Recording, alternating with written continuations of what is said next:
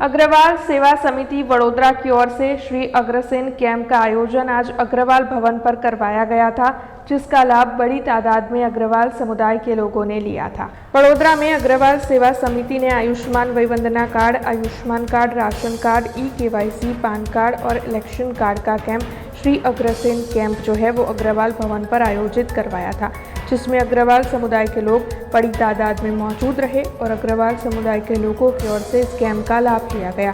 सुबह 9 बजे से लेकर दोपहर के 3 बजे तक ये कैंप जारी रहा था।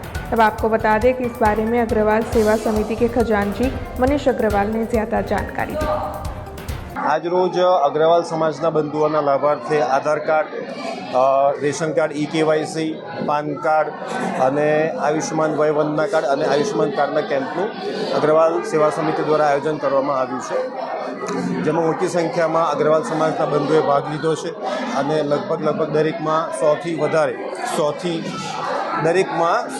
લગભગ 500થી 600ની આસપાસમાં સભ્યોએ આપણો લાભ લીધો છે। જય અગ્રસેન। हमसे जुड़े रहने के लिए हमारे YouTube चैनल को सब्सक्राइब करें और नई वीडियो की नोटिफिकेशन के लिए बेल आइकॉन को दबाएं।